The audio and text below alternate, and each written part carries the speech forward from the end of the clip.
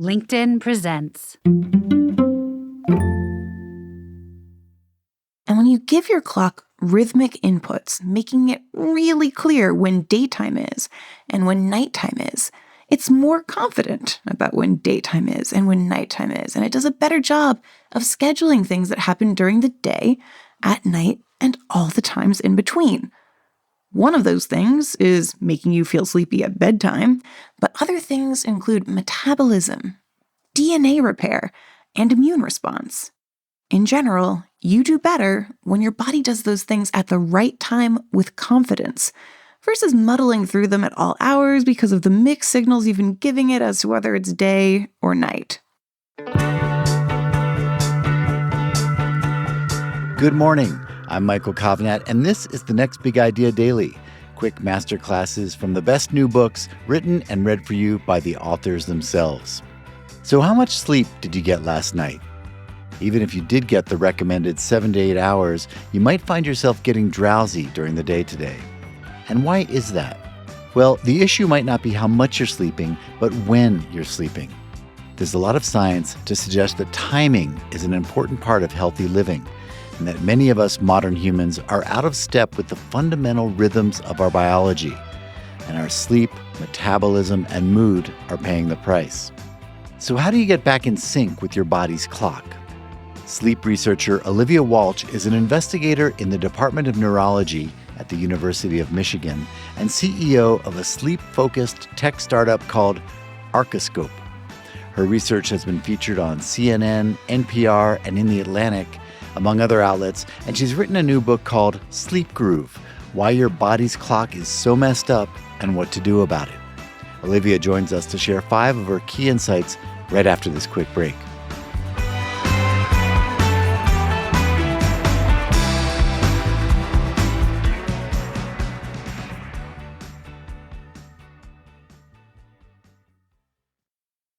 From LinkedIn News, I'm Leah Smart, host of Everyday Better, an award-winning podcast dedicated to personal development. Join me every week for captivating stories and research to find more fulfillment in your work and personal life. Listen to Everyday Better on the LinkedIn Podcast Network, Apple Podcasts, or wherever you get your podcasts. From LinkedIn News, I'm Jessie Hempel, host of the Hello Monday podcast.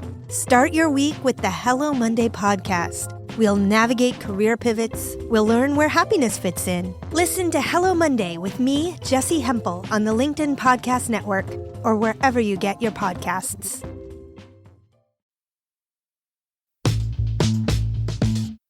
Hi, I'm Olivia Walch. I'm an investigator in the Department of Neurology at the University of Michigan, CEO of a tech startup called Arcoscope, and the author of Sleep Groove: Why Your Body's Clock is So Messed Up and What to Do About It.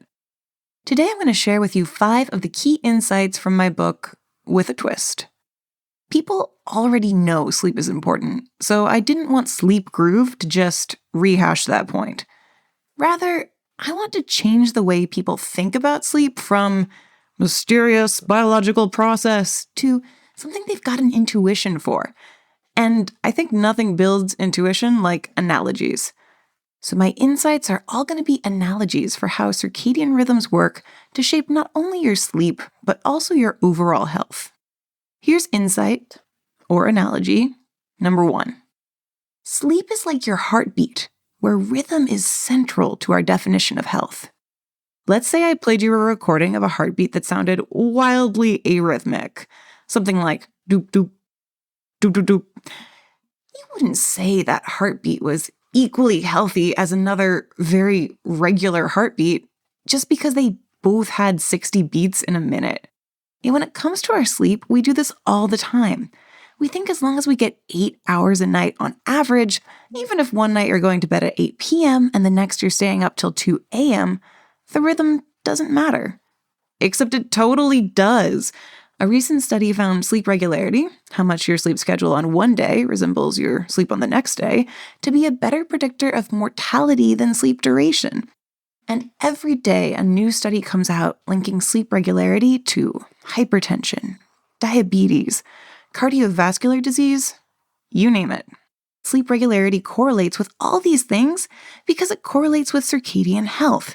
Specifically, when you have regular sleep, the signals you feed your body's circadian clock, the clock that controls rhythms that repeat in your body about once a day, are themselves very rhythmic. And when you give your clock rhythmic inputs, making it really clear when daytime is and when nighttime is, it's more confident about when daytime is and when nighttime is, and it does a better job of scheduling things that happen during the day, at night, and all the times in between. One of those things is making you feel sleepy at bedtime, but other things include metabolism, DNA repair, and immune response. In general, you do better when your body does those things at the right time with confidence, versus muddling through them at all hours because of the mixed signals you've been giving it as to whether it's day or night. Insight 2. Circadian rhythms are like being on a swing. The same input can give you wildly different outputs depending on when it's delivered. When I say being on a swing, I mean classic playground-style swing. That rhythm, swinging back and forth, in this analogy, is a stand-in for your circadian rhythms. The input when you're on a swing is a push in the forward outgoing direction.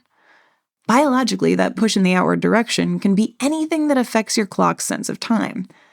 The biggest influence on your body's sense of time is light exposure, but meal timing, exercise, these all can affect what time your body thinks it is. Let's go with light exposure since it's the primary signal your clock pays attention to.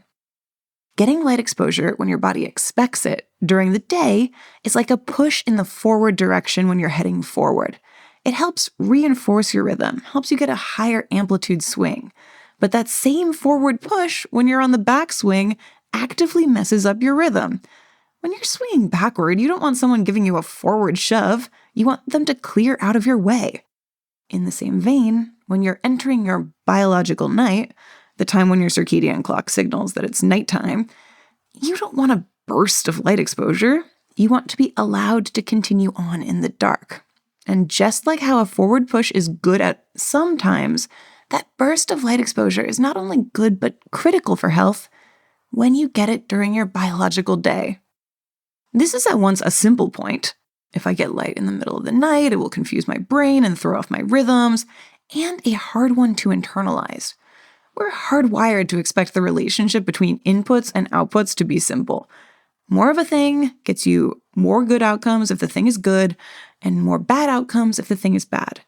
We're not primed to understand how the same thing can go from being good to good again as time goes on. We don't think of anything being more rhythmic as making us more healthy. We usually don't think of being more rhythmic as doing much of anything for us. I think our way of understanding health writ large will change once we begin to think of not just sleep, but all aspects of health in terms of how much they're grooving. Insight 3. Circadian rhythms are like walking. They're robust, stretchy, able to entrain, I'll explain in a minute what that means, and can be more or less in a groove. Just like heartbeats, breathing, and of course your circadian rhythms, walking is a biological rhythm. And here's a thought exercise to highlight just how much walking and circadian rhythms have in common. Let's say I gave you a yellow shoe and a black shoe, and I told you to walk on a sidewalk with alternating yellow tiles and black tiles, with your yellow shoe hitting yellow tiles and your black shoe hitting black tiles. If the tiles were well-sized for your legs, not too long, not too short, you'd be able to adapt your stride to match this yellow on yellow, black on black pattern. This process of adapting your rhythms, your gait, to match the environment, the sidewalk, is something circadian scientists call entrainment. You're able to stretch or shrink your walking pattern to match the size of the tiles, which is what I mean by stretchy. And if I randomly put a puddle on the sidewalk that you had to step around, you could do that, throwing off your walking pattern temporarily, but then falling back into the pattern once you were around the puddle, which is what I mean by robust. Your body's clock is the same way. For circadian rhythms, it's not the color of tile your body is adapting to, but the light exposure you get. Your natural day length, how often your circadian rhythms would repeat if you were cut off from all signals like light and food timing, is probably a little longer than 24 hours. But your circadian clock adapts to match the lighting patterns in your environment the same way you can adapt how long your stride is on a sidewalk. Or at least it tries to. Imagine I take that original sidewalk and I change it so you've got a yellow tile followed by a black tile and then a shorter grayish puke-colored tile that looks halfway between yellow and black. Step with the yellow foot on the yellow tile and the black foot on the black tile, I tell you, except now it's kind of hard to do. You can still manage it, but you're not taking evenly sized strides with consistent tempo. You've gone from walking in an easy, effortless groove to stepping. When we give our brains ambiguous day-night signals, our circadian clocks similarly struggle to keep a rhythm going. It's one of the reasons why permanent daylight saving time, which moves light later in the day, is so disruptive to our health and our sleep.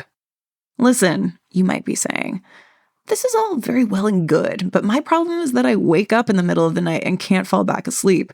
What do multi-day patterns of light and dark have to do with me waking up on Tuesday at 3:40 a.m.? Insight 4. Your sleep system is like a water cooler. You've probably been to a barbecue before, gone up to a water cooler to fill your glass, and noticed, as you're pouring, that the level's getting low. If it drops too low and falls below the level of the tap, your flow of water is gonna stop. So what do? You tilt the water cooler towards you to keep the flow going and get a nice, long, uninterrupted pour. This is exactly what your circadian clock does during your biological night. Think of your sleep system as being governed by two things: how hungry for sleep you are, which in this analogy is how full your cooler is, and how much your circadian clock is promoting sleep, which in this analogy is how tilted your water cooler is.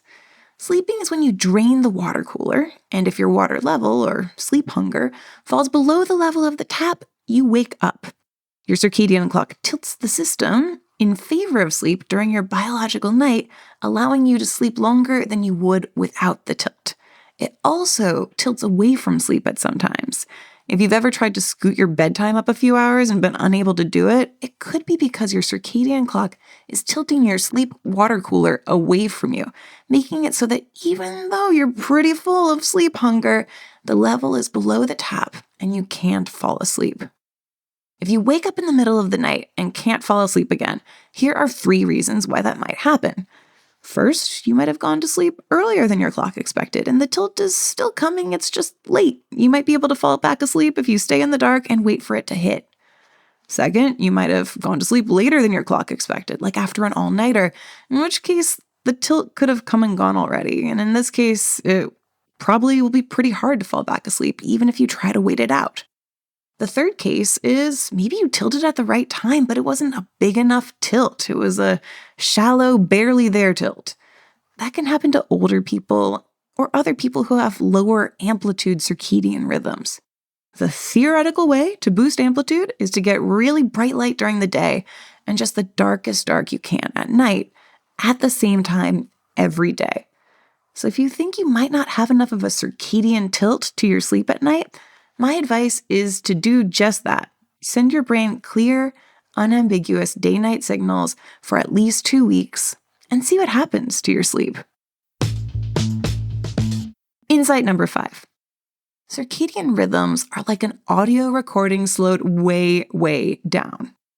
The same way you wouldn't be able to understand this book bite if I slowed it down to 1% speed, all of my words would sound like inception noises. We don't understand how much of our health is rhythmic because the rhythms happen on a timescale too slow for us to really notice, about once per day. But I hope that listening to this has clued you into the fact that rhythms are fundamental to how our bodies work, even if we don't always register them. I want to close by bringing it back to the heartbeat analogy. If you were performing chest compressions on someone in cardiac arrest, you wouldn't do one push, sit back, and decide that was it. You've done everything you could. We intuitively understand that rescuing a heartbeat means giving it a clear rhythm of inputs to log on to. Same goes for your sleep. To rescue a grooveless sleep rhythm, there's no one-time hack. You need to fundamentally change the way you think about light, as well as activity and food, to center rhythmicity. But I think that if you do, and you give your body enough time to find the beat, you'll notice differences not only in how you sleep, but also how you feel. Thank you, Olivia. All right, everyone, you can get a copy of Sleep Groove wherever you get your books. That's our show for the day. If you got something out of it, please leave a rating or review in your podcast player so others can find it too. And stay tuned to the next Big Idea Daily, because this week we'll be bringing you big ideas about your career, your personal growth, and your social life. I'm Michael Kovnat. I'll see you tomorrow.